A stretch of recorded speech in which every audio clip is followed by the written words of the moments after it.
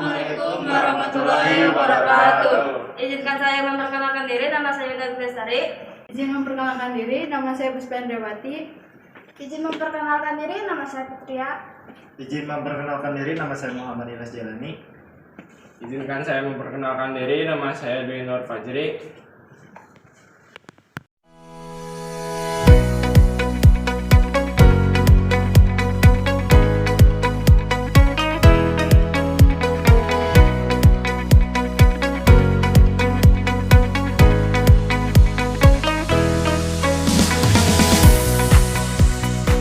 Bangunan Balai Panyawangan Diorama Purwakarta diprakarsai oleh Bupati Purwakarta yaitu Kang Deddy Mulyadi yang bertujuan untuk mengangkat peranan arsip sebagai bagian penting dari proses kehidupan berbangsa, bernegara, dan bermasyarakat. Balai Panyawangan Diorama Purwakarta merupakan ungkapan sejarah Purwakarta dan perkembangan dari masa ke masa yang ditampilkan melalui perpaduan arsip, seni, dan teknologi.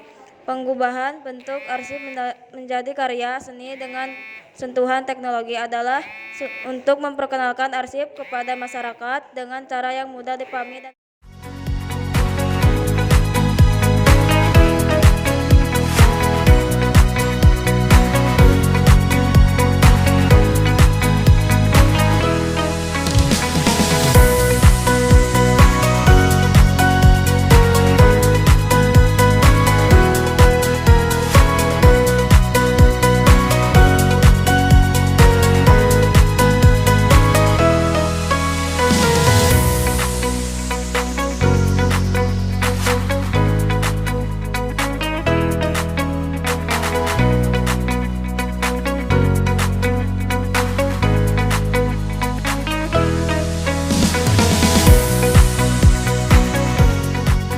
Museum di sebaran manusia purba di Indonesia, terutama yang terkait dengan situs Sangiran, adalah tempat yang kaya akan informasi tentang sejarah dan evolusi manusia purba di Indonesia.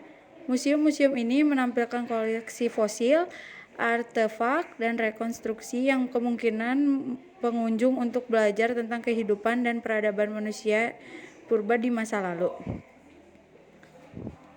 Museum-museum di sebaran manusia purba di Indonesia, terutama yang terkait dengan situs Sangiran, merupakan sumber informasi dan pembelajaran yang kaya tentang sejarah dan evolusi manusia purba di Indonesia.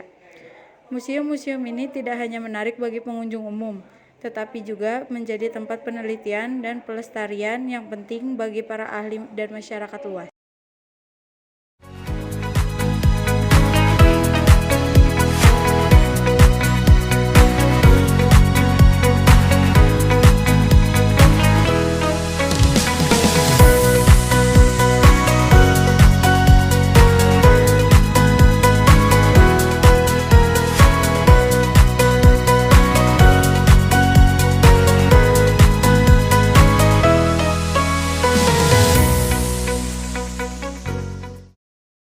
Gua-gua menjadi tempat perlindungan yang aman dari cuaca buruk, predator, dan musuh. Manusia prasejarah memanfaatkan gua sebagai tempat untuk berburu dan memproses makanan. Beberapa gua memiliki lukisan dan simbol yang menunjukkan kegiatan pre-ritual seperti upacara atau ritual. Lukisan di dinding gua merupakan bentuk ekspresi seni dan catatan sejarah yang bisa memberikan wawasan tentang kehidupan dan keyakinan manusia prasejarah.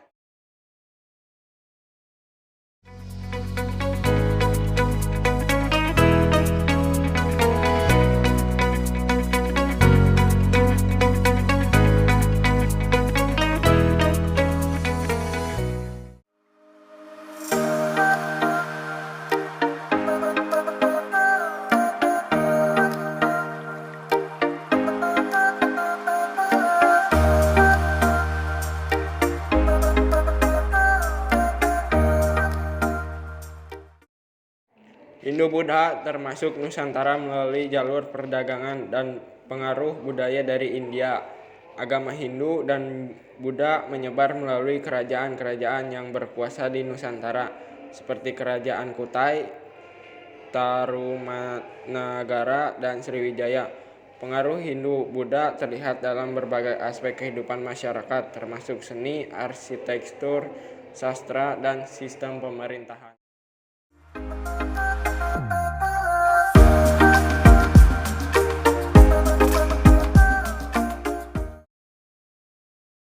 Kepulauan Nusantara merupakan wilayah strategis yang menjadi perlintasan lalu lintas perdagangan dunia, khususnya dalam hubungan ekonomi dan politik dua pusat berada di dunia, India dan Cina.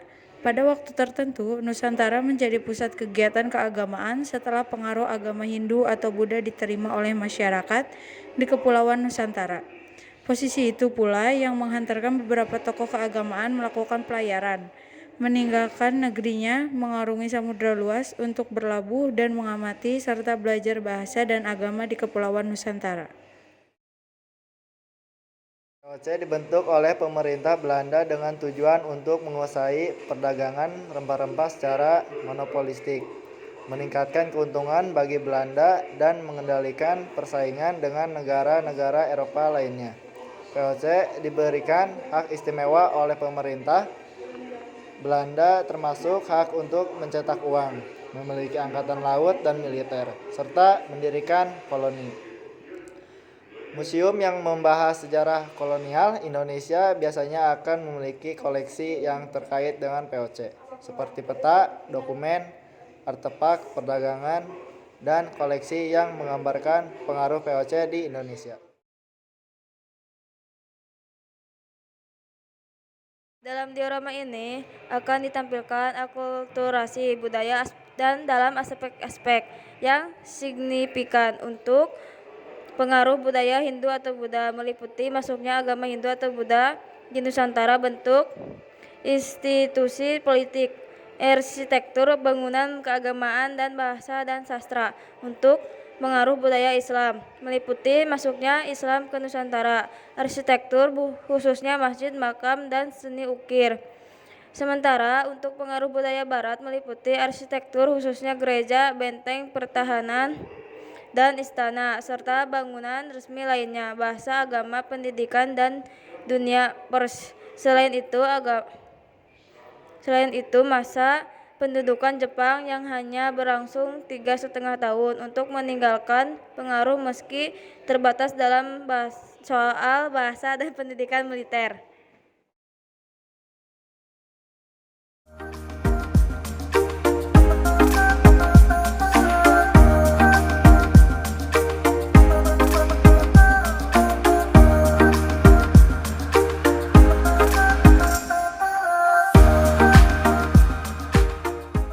Ini ada beberapa tempat alat musik Nusantara.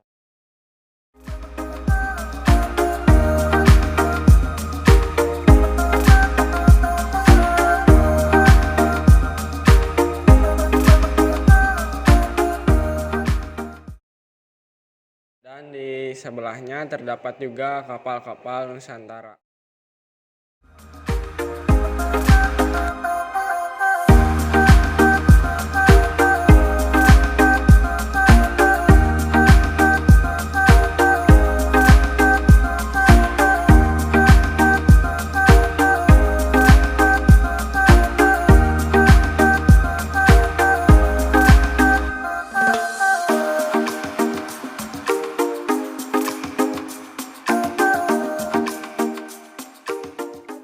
Adalah kapal layar tradisional khas asal Indonesia yang berasal dari suku Bugis dan suku Makassar di Sulawesi Selatan, tepatnya dari Desa Bira, Kecamatan Bonto Bahari, Kabupaten Bulukumba.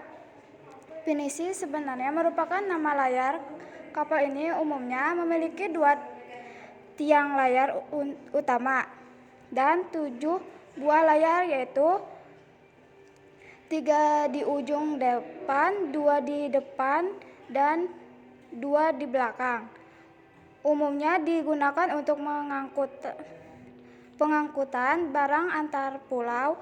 2 tingkat layar utama tersebut berdasarkan 2 kalimat syahadat dan 7 buah layar merupakan jumlah dari Sunnah Al-Fatihah.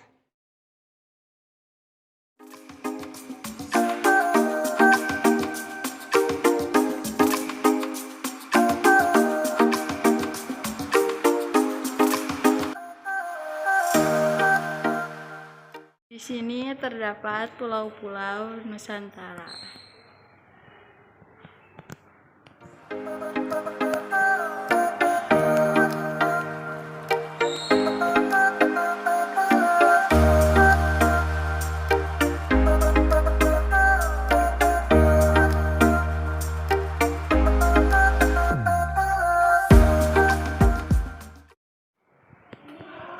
Dan di sini terdapat kereta kencana Purwakarta. Ini adalah warisan budaya tak benda Indonesia. Seperti tari, wayang, angklung,